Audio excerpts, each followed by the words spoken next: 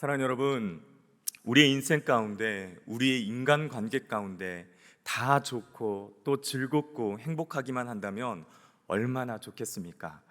그러나 그것은 불가능한 일일 것입니다. 여러분 먼저 생각해 보십시오. 부부 사이 생각해 보십시오. 좋아서, 사랑해서, 만나면 즐겁고 행복해서, 헤어지기 싫어서 같이 살자고 결혼을 했습니다. 그런데 여러분, 시간이 갈수록 이 원수를 내가 그때 안 만났으면 하며 한숨을 쉬고 왜 말하는 것입니까? 또 여러분, 부모와 자식 관계도 여러분 생각해 보십시오. 사랑하는 아이가 태어납니다. 꼼지락 움직이는 손가락과 발가락만 바라봐도 얼마나 행복한지 모릅니다. 기저귀를 갈면서 냄새가 왜 이렇게 향기로운지, 또 똥을 쌌다고 잘 쌌다고 박수치고 기분이 너무나 좋습니다. 처음으로 말했다고 기분이 좋고, 처음으로 뒤집었다고 기분이 좋고, 처음으로 기고 걸었다고 했던 그 모든 순간이 너무나 행복합니다. 그런데 자라면서 커가면서 이놈의 새끼들이 말을 왜 안 듣냐고, 어디로 사라져서 이제야 나타나느냐고 찾고 헤매일 때가 있지 않았습니까? 제가 이번 주 주일에 그랬습니다. 얼마나 화가 나던지 사고를 칩니다. 그렇게 부모와 자식 관계는 원수가 되어갑니다. 시어머니와 며느리의 관계는 말이 무엇합니까? 참으로 어렵습니다. 어떻게 말로 설명할 수 없는 10월도의 그 답답함, 그 어려움이 너무나 많지 않습니까? 가정뿐만이 아니겠지요. 우리의 직장과 또 우리가 함께 섬기는 교회 공동체 안에서도 마찬가지의 모습들이 자주 일어납니다. 이처럼 우리의 인간관계 가운데, 우리의 인생 가운데 좋은 사람으로 관계가 계속 유지되는 것은 참으로 어렵습니다. 그렇게 원수가 되어가는 것이 우리의 인간관계이지 않나 싶습니다.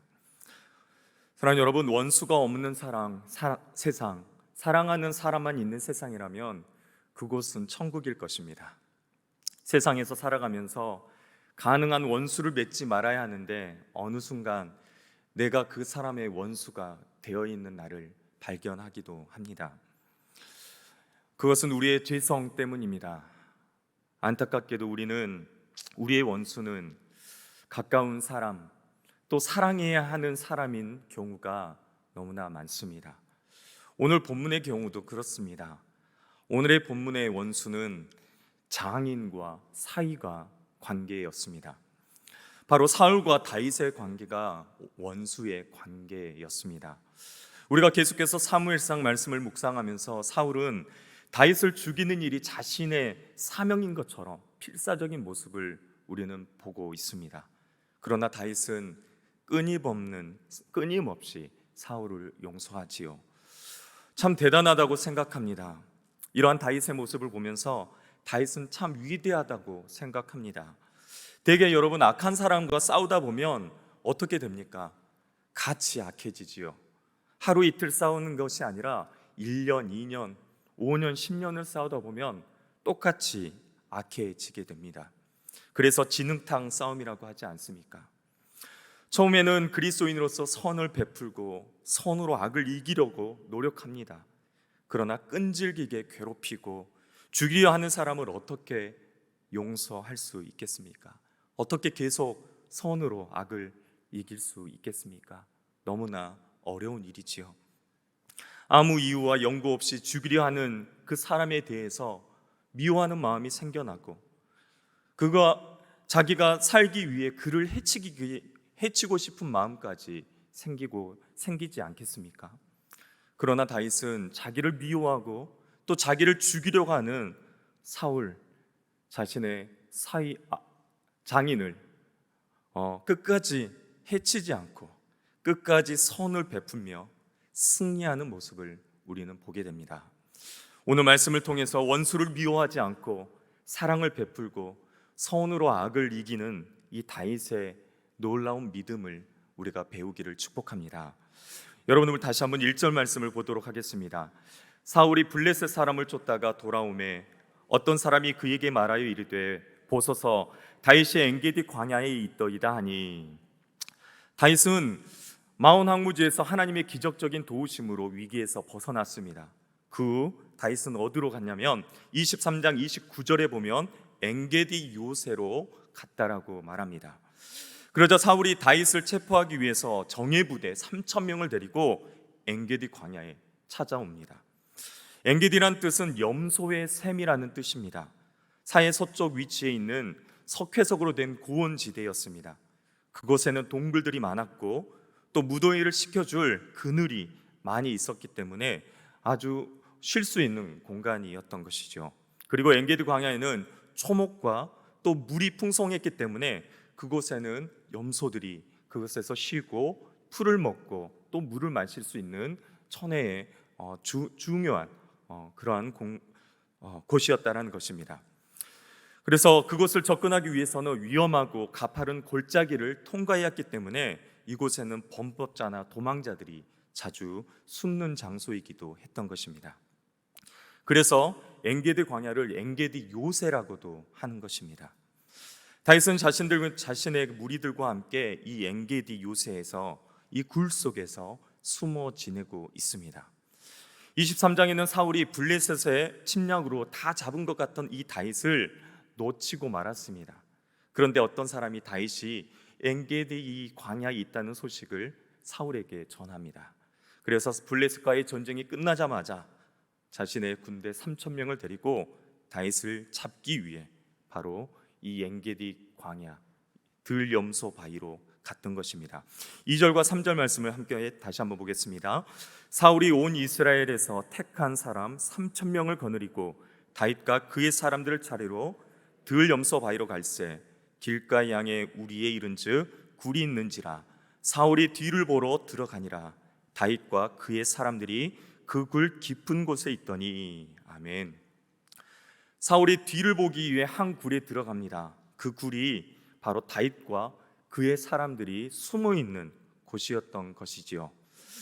뒤를 보러 들어갔다. 개역 한글에는 발을 가리러 들어갔다라고 말하는데 이것은 용변을 보러 갔다라는 뜻입니다. 즉 사울이 3,000명의 군사를 거느리고 다윗을 찾다가 갑자기 배가 아픈 것이죠. 그래서 급하게 용변을 볼 장소를 찾았는데 그곳이 바로 다윗이 거하고 있었던 동굴 속이었던 것이었습니다.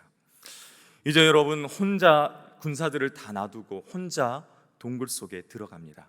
어떻게 보면 다윗 입장에서는 역습할 수 있는 절호의 기회이지 않습니까? 원수는 외나무 다리에서 아니 화장실에서 만난다는 말이 여러분 있지 않습니까? 용변을 보러 갔는데 온갖 정신이 또 온갖 힘이 어디에 쏘여 있겠습니까? 네, 거기에 집중해 있을 때 다윗이 사울을 죽일 수 있었습니다. 단칼에 죽일 수 있었겠지요. 우리가 환한 곳에 있다가 갑자기 어두운 곳에 들어가면 그 안이 잘 보이지 않습니다. 그런데 어두운 곳에 있다 보면 환하게 밖에서 들어오는 사람들을 잘 볼 수 있지요. 바로 이 광경이 바로 사울과 다윗이 직면한 이 동굴의 속의 관계였습니다. 다윗과 그의 사람들이 무엇을 보고 있습니까? 사울이 혼자 굴에 들어와 용변을 보고 있는 그 민망한 모습을 훤히 보고 있는 것입니다. 이 모습을 본 다윗의 사람들이 다윗에게 이렇게 말합니다. 4절 말씀을 보십시오. 보소서 여호와께서 당신에게 이르시기를 내가 원수를 내 손에 넘기리니 내 생각에 좋은 대로 그에게 행하라 하시더니 그것이 그날이니이다 하니. 아멘. 다윗 사람들은 하나님께서 원수 블레셋을 다윗의 손에 넘기실 때 마음대로 그에게 행하라고 하시면서 블레셋에서부터 구원했던 그 놀라운 기억을 떠올리면서 바로 다시 사울을 죽이자라고, 바로 오늘이 그날이지 않겠습니까? 라고 말하고 있습니다. 당장 죽이자는 것이죠. 하나님의 주신 절호의 기회입니다 라고 다윗을 설득합니다. 여러분 아마 다윗도 동일한 심정이었을 것입니다. 계속해서 사울 왕에게 쫓기며 미친 짓도 하며 단 하루 마음 편히 잠을 청한 적이 없을 것입니다. 날마다 한 발 한 발을 어떻게 디디냐에 따라 죽느냐 사느냐 그 갈림길에 놓이는 처절한 도망자의 삶이었습니다. 그만하고 싶었을 것입니다. 다윗을 죽이고 싶은 유혹이 들지 않았겠습니까? 하나님이 주신 절호의 기회가 하나님 감사합니다 하고 단칼에 베일 수 있었을 것입니다. 그런데 다윗이 어떻게 합니까? 다윗이 일어나 사울의 겉옷자락을 가만히 베니라 라고 말합니다. 처음에는 자기 사람들의 말을 듣고 사울 왕을 죽이고 싶었을 것입니다. 그러나 그는 그렇게 하지 않았던 것이죠. 사울 왕의 겉옷자락을 잠시 베었던 것입니다. 그런데 그것은 다윗에게 하나님이 다윗에게 찔림의 마음을 주는 것입니다. 5절 말씀을 보십시오. 그리한 후에 사울의 옷자락을 뱀으로 말미암아 다윗의 마음이 찔려. 다윗은 사울을 죽일 수 있었음에도 불구하고 죽이지 않았습니다. 그리고 사울 왕의 겉옷자락을 잠시 베었을 뿐이지요. 그런데 마음에 찔림이 왔습니다. 여러분, 그 이유가 무엇이겠습니까? 우리 6절 말씀을 다 같이 한 목소리로 함께 읽겠습니다. 내가 손을 들어 여호와의 기름 부음을 받은 내 주를 치는 것은 여호와께서 금하시는 것이니 그는 여호와의 기름 부음을 받은 자가 됨이니라 하고. 아멘. 하나님께서 기름 부은 자를 내가 손대지 않겠다라는 것입니다. 사랑하는 여러분, 기름을 부었다는 뜻이 무엇입니까? 바로 구별했다라는 것이지요. 성전에서 사용하는 기구들도 기름을 부어 하나님께 쓰임을 받는 그릇으로 구별을 합니다. 이처럼 하나님의 기름을 부었다는 것은 하나님을 위해, 하나님의 영광을 위해 쓰이기 위해 구별해 놓았다, 구별해 놓은 사람이다라는 말입니다. 그러므로 상을 주셔도 하나님이 주시고 벌을 주셔도 하나님이 주신다는 것이죠. 그렇게 다윗은 기름 부음 받은 이 사울 왕을 해할 수 없었던 것입니다. 벌을 내리든 상을 내리든 하나님께 온전히 맡기는 것입니다. 사울 왕은 비록 이미 하나님의 신이 떠나버렸습니다. 하나님의 말씀을 버렸으므로 하나님의 기름을 받긴 했지만 그를 해야 하는 것은 어떻게 보면 다윗의 입장에서는 할 수도 있었지 않을까 하는 생각이 있습니다. 그러나 그는 전적인 하나님의 이 기름 부은 종을 손대지 않겠노라고 말하는 것입니다. 다윗은 하나님께서 기름 부어 세우신 주를 치는 것은 하나님의 주권에 도전하고 하나님의 뜻을 거역하는 죄임을 깨달았던 것입니다. 그래서 2번이나 여호와의 기름 부은 받은 자이기 때문에 그를 칠 수 없다라고 그를 살려 보내는 것입니다. 다윗은 자기를 죽이려고 혈안이 되어 있는 사울 왕을 단순한 권력자로 본 것이 아니라 바로 여호와께서 기름 부음을 받은 하나님의 종으로 여겼다라는 것입니다. 택한 백성을 다스리는 권세를 위임받은 자로 이 다윗은 사울 왕을 인정했다는 것입니다. 사울을 원수로 생각하지 않고 충성을 다해 섬겨야 할 주인으로 봤다는 것이죠. 새벽에도 말씀드렸습니다. 자신의 본분을 알았던 것입니다. 자신은 신하이고 또 자신은 바로 사이라는 것이죠. 그래서 사울 왕을 내 주로 또 내 아버지여 라고 고백하는 것입니다. 사랑하는 여러분, 신약 성경에는 또 하나님이 세우신 하나님의 사람, 주의 종들만이 기름 부은 자라고 말하지 않습니다. 기름을 부은 것은 모든 그리스도인들에게 성령의 기름을 부었다라고 말씀합니다. 요한일서 2장 20절에 이렇게 말씀합니다. 너희는 거룩한 자에게서 기름 부음을 받고 모든 것을 아느니라. 또 27절은 이렇게 말씀합니다.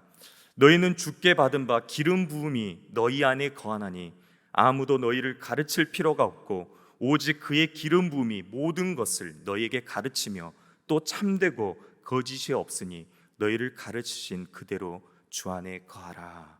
아멘. 사랑하는 여러분, 우리는 기름 부음 받은 자라고 생각하면 주의 종들을 생각할 때가 많습니다. 그러나 기름 부음 자들은 우리 모든 그리스도인들, 우리가 함께 지금 이 시간 예배드리는 저와 우리 모두에게 동일한 말씀인 것입니다. 할렐루야. 이는 예수 그리스도께서 십자가에서 피 흘려 죽으심으로 우리를 죄에서 사해 주시고 그 증거로 성령의 기름을 부어 주신 줄 믿습니다. 교회의 전반적인 일을 돌아보는 목사를 비롯해서 그 일을 협력하는 우리 장로님들, 우리 권사님들, 제사님들과 우리 구역장, 그리고 회장들, 교회 학교 선생님들, 우리 찬양단들, 그 모든 직분자들이 하나님께서 구별하여 세우신 하나님의 기름 부은 자들인 줄 믿습니다. 그래서 우리는 이런 모든 기름 부은 자들을 존귀하게 여겨야 하는 것입니다. 함부로 비방해서는 안 되는 것입니다. 용서하고 또 사랑하고 섬겨야 하는 것입니다. 우리 옆에 계신 우리 성도님들에게 이렇게 축복하며 말했으면 좋겠습니다. 당신은 하나님이 기름 부으신 존귀한 분입니다.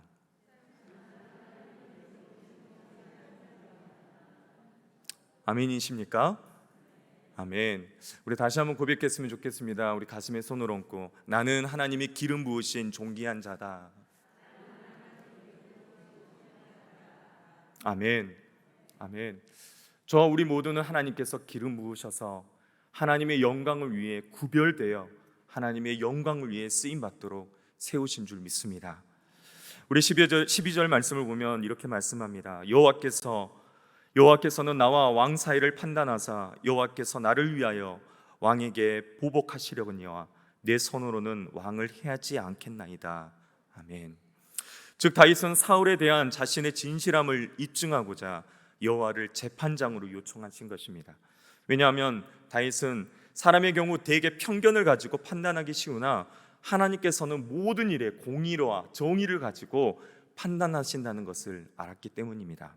그리고 재판장 되시는 여호와 하나님께서 자신의 억울함을 풀어주시기를 원한다라고 고백합니다. 우리 다시 한번 15절 말씀을 보십시오. 그런즉 여호와께서 재판장이 되어 나와 왕 사이를 심판하사 나의 사정을 살펴 억울함을 풀어주시고 나를 왕의 손에서 건지시기를 원하나이다 하니라. 아멘. 다윗은 자신의 판단대로 사울 왕을 정죄하거나 비난하지 않습니다. 자신의 잣대대로 왕을 판단하지 않습니다. 사울을 죽이는 것은 하나님의 주권을 침해하는 것이고 그것은 전적인 하나님의 주권 아래 있다라고 고백하는 것입니다. 즉 하나님께서 재판장이 되셔서 악을 악으로 선을 선으로 갚아주실 것을 믿고 모든 것을 하나님께 맡겨드리는 것입니다. 여러분, 오만과 편견이라는 영화가 있습니다. 보신 분도 계실 텐데요. 오만과 편견이라는 영화를 보면 사람의 판단은 편견에 이끌리는 경우가 적지 않다는 것을 볼 수 있습니다. 그 사람에 대해 누군가 이야기해 주는 대로 그 사람을 바라볼 때가 많이 있다는 것입니다. 이야기해 보지도 않고 만나보지도 않았는데 누군가 이야기해 준 그대로 그 사람에 대한 편견을 가질 때가 여러분 있지 않습니까? 그래서 세상에는 본문의 다윗처럼 죄가 없음에도 죄인으로 취급되는 사람들이 너무나 많이 있습니다. 많은 사람들이 잘못을 했음에도 정적이나 혹은 불의한 세력에 의해 죄인으로 취급되어 고생받는 사람들이 우리 주변에 너무나 많이 있습니다. 요즘엔 언론이 이런 역할들을 또 부추기곤 하는 것 같습니다. 표창장 하나로 죄인을 만들어 버리기도 하고 또 수많은 죄를 많이 지었음에도 수많은 미담을 늘어놓음으로 좋은 사람으로 포장해 버리는 경우를 우리는 볼 수 있습니다. 그러나 여러분, 우리는 하나님의 판결은 언제나 공정하고 정의롭다는 것을 믿으시기를 축복합니다. 하나님의 판단은 틀린 것이 없다라는 것이죠. 사람의 판단과 사람의 편견은 여러분 옳지 않다는 것이죠. 그래서 다윗은 그 모든 판단을 하나님께 맡겨드리는 것입니다. 다윗은 원수 갚는 일은 오직 하나님께 있다. 공의로우신 하나님께서 자기와 왕 사이를 판단해 주실 것을 믿음으로 고백하고 있는 것입니다. 보복할 일이 있다 해도 자기가 하는 것이 아니라 바로 하나님께서 하실 것이다 라고 고백하는 것입니다. 그렇기 때문에 다윗은 사울에게 칼을 대지 않는 것입니다. 그리고 사울이 이해하기 쉽도록 속담을 들어 설명합니다. 14절의 말씀을 보면 이렇게 말씀합니다. 옛속담에 말하기를 악은 악인에게서 난다 하였으니 내 손이 왕을 해하지 아니하리이다. 이스라엘 왕이 누구를 따라 나왔으며 누구의 뒤를 쫓나이까 죽은 개나 벼룩을 쫓음이니이다 라고 고백합니다. 여러분, 악은 악인의 손에서 난다라고 말합니다. 악한 마음의 소유자만이 악을 행한다는 것이죠. 그런데 자기는 악한 사람이 아니기 때문에 왕을 해치지 않습니다 라고 고백하는 것입니다. 그러니 왕을 해하는 일이 없으니 안심하십시오, 그렇게 사울왕에게 고백하는 것입니다. 그런데 이스라엘 왕 같은 높으신 분이 왜 저 같은 개, 벼룩과 같은 하찮은 자를 쫓고 있습니까? 그렇게 하지 마십시오 라고 말하는 것입니다. 다윗이 이렇게 할 수 있었던 것은 모든 판단은 바로 하나님께 있다, 하나님께서 모든 것을 판단하신다라는 믿음이 있었기 때문입니다. 그렇기 때문에 자기를 죽이려 혈안이 되어 있는 원수에게 선을 베풀 수 있었고, 진심으로 자신의 무죄함을 알리고 자신을 해하지 말라라고 말하고 있는 것입니다. 사랑하는 여러분, 사람이 억울한 일을 당하면 보복하고 싶은 마음이 생기지 않겠습니까? 이것은 특별히 악해서가 아니라 어떻게 보면 자연스러운 인간의 본능일 것입니다. 나에게 함부로 하고, 또 나에게 싫어하는 말을 하고, 또 나를 미워하는 사람에게 우리는 악한 사람이 아니더라도 그 사람을 또 보복하고 싶은 마음, 그 사람을 나 또한 미워하고 싶은 마음은 동일하게 드는 것입니다. 그래야 손해를 덜 보고 억울한 마음이 덜 되는 것이죠. 덜 드는 것입니다. 그렇게 억울한 일을 계속 당하게 되면 분노가 일어나고 증오심이 일어납니다. 여러분, 다윗의 입장이라고 여러분 생각해 보십시오. 사울 왕 때문에 가정이 다 풍비박산이 났습니다. 안정된 모든 삶의 기반을 다 잃어버렸습니다. 자신뿐만이 아니라 온 가족이 이제 도망자의 신세가 되어버렸습니다. 자기는 날마다 군대에게 쫓기며 살고 있습니다. 여러분이라면 사울을 미워하지 않겠습니까? 철천지 원수로 여기고 그를 해야 기회가 왔을 때 죽이고 싶지 않겠습니까? 당신이 나한테 어떻게 했는지 생각해 보라고 단칼에 베어버리고 승리의 함성을 외치지 않겠습니까? 그러나 다윗은 그렇게 하지 않았음을 우리는 기억하시기를 바랍니다. 모든 판단은, 모든 결정은 하나님께 맡겨드리는 것입니다. 시편 37편 7절에 다윗은 이렇게 고백하고 있습니다. 여호와 앞에서 잠잠하고 참아 기다리라. 자기의 길이 형통하며 악한 꾀를 이루는 자를 인하여 불평하지 말지어다. 이 놀라운 고백을 하고 있는 것입니다. 악한 사람이 잘 되는 것, 악한 사람이 형통하는 것 불평하지 말고 공의로우신 하나님 앞에서 잠잠하고 참고 기다리자라고 고백하는 것입니다. 사랑하는 여러분, 하나님은 하나님의 때에 하나님의 뜻을 온전히 이루실 줄 믿습니다. 악한 자에 대해서는 악한 대로 심판하시고 선한 자에게는 선으로 역사하시고 심판하실 것입니다. 이런 믿음이 있을 때 우리의 마음의 여유를 가지고 악한 자에게 선을 베풀 수 있는 것입니다. 우리 성경 신약 성경 로마서 12장을 함께 찾아보도록 하겠습니다. 로마서 12장 17절 말씀입니다.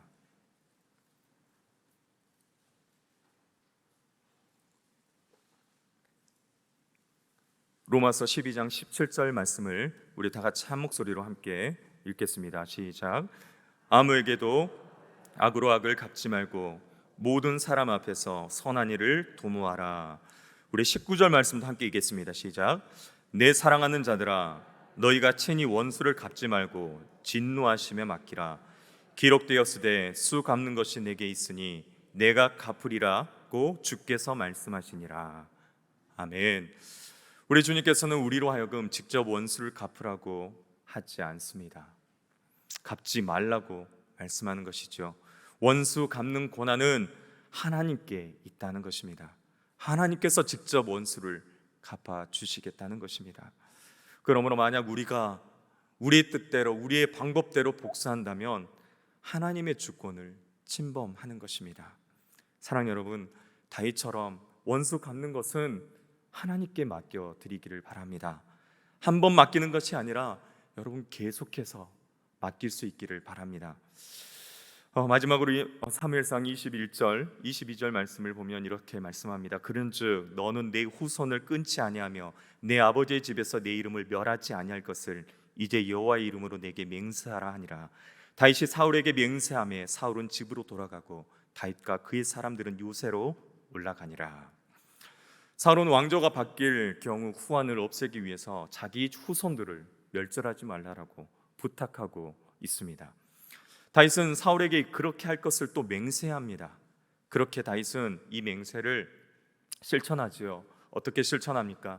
요나단의 그 절름발이인 아들 이 무비보셋을 언제나 자기 식탁에서 함께 식사를 하도록 배려를, 은혜를 베풀게 되는 것입니다. 여러분, 사울을 우리는 바라보면 사울은 왕입니다. 겉으로 보면 아주 강한 사람처럼 보입니다. 그러나 그는 나약한 미치광이에 불과한 것이죠. 다윗은 어떻습니까? 도망자의 신세입니다. 한없이 약한 사람처럼 보입니다. 그러나 하나님을 경외하는 다윗은 강한 사람인 것입니다. 다윗은 한마디로 선으로 악을 이긴 승리자였던 것입니다. 예수님께서는 마태복음 5장 38절부터 42절에 제자들에게 이렇게 말씀하십니다. 또 눈은 눈으로 이는 이로 갚으라 하였다는 것을 너희가 들었으나 나는 너희에게 이르노니 악한 자를 대적하지 말라. 누구든지 내 오른편 뺨을 치거든 왼편도 돌로 대며 또 너를 송사하여 속옷을 가지고자 하는 자에게 겉옷까지도 가지게 하며 또 누구든지 너로 억지로 오리를 가게 하거든 그 사람과 심리를 동행하고 내게 구하는 자마다 자에게 주며 내게 꾸고자 하는 자에게 거절하지 말라. 아멘. 사랑하는 여러분, 우리 예수님께서는 악한 자를 대적하지 말라라고 말합니다. 손해를 보면 계속해서 손해를 보고 계속해서 선을 베풀라고 말합니다. 오른밤 뺨을 맞으면 돌려 왼밤까지 대라고 말하지 않습니까? 그렇게 되면 결국 선으로 악을 이긴다라고 말씀하는 것입니다. 여러분, 로마서 말씀 계속 펴놓으셨죠? 로마서 12장 21절 말씀을 마지막으로 한 번 더 함께 큰 소리로 우리 함께 선포하겠습니다. 악에게 지지 말고 선으로 악을 이기라. 할렐루야. 아멘. 사랑하는 여러분, 우리 그리스도인들은 악을 악으로 갚아서는 안 됩니다. 악을 악으로 갚는 것은 악에게 지는 것입니다. 악에게 지지 말고 선으로 악을 이기시기를 축복합니다. 모든 사람 앞에서 선한 일을 도모하십시오. 할 수 있는 대로 모든 사람과 화평하시기를, 화목하시기를 축복합니다. 이것이 바로 선으로 악을 이기는 것입니다. 우리 그리스도인들의 삶은 바로 선으로 악을 이기는 삶이 되어야 합니다. 이 삶에는 고난이 따릅니다. 선을 행하다가 낙심하기 쉽습니다. 그러나 낙심하지 아니하고 끊임없이 선을 행하다 보면 하나님께서는 우리에게 선으로 악을 이기는 놀라운 승리, 그 놀라운 기쁨을 누리게 되게 하실 줄 믿습니다. 말씀을 맺겠습니다. 사랑하는 여러분, 지금 여러분 가운데 원수가 있습니까? 미운 감정, 서운한 감정이 있는 사람이 있지 않습니까? 혹시 나에게 심각한 손해를 입혀 상처를 받고 또 보고 싶지 않는 사람이 있지 않습니까? 보면 화난 사람도 있을 것입니다. 그러나 하나님의 은혜를 입어 다윗처럼 원수를 사랑할 수 있게 되기를 축복합니다. 그는 사울을 죽일 수 있는 기회가 있었음에도 하나님께 모든 것을 맡겨드립니다. 은혜를 베풀어 그를 살려주는 것입니다. 다윗은 악으로 악을 갚지 아니하고 선으로 악을 이긴 승리자였던 것입니다. 사랑하는 여러분, 저와 우리 모두는 성령의 기름을 받은 하나님이 구별하신 하나님의 사람들입니다. 그러므로 우리 모든 성도들을 존귀하게 여기시기를 바랍니다. 우리 옆에 있는 성도들을 더 사랑하고 섬기고, 내가 미워했던 그 사람이 있다면 우리 예수님께서 사랑했던 그 사랑으로, 십자가의 사랑으로 여러분 사랑하시기를 축복합니다. 힘들고 어렵겠지만 여러분 계속해서 끊임없이 선을 행할 때 놀라운 은혜가 우리의 삶과 우리의 가정과 우리 교회 가운데 나타나게 될 줄 믿습니다. 기도하겠습니다.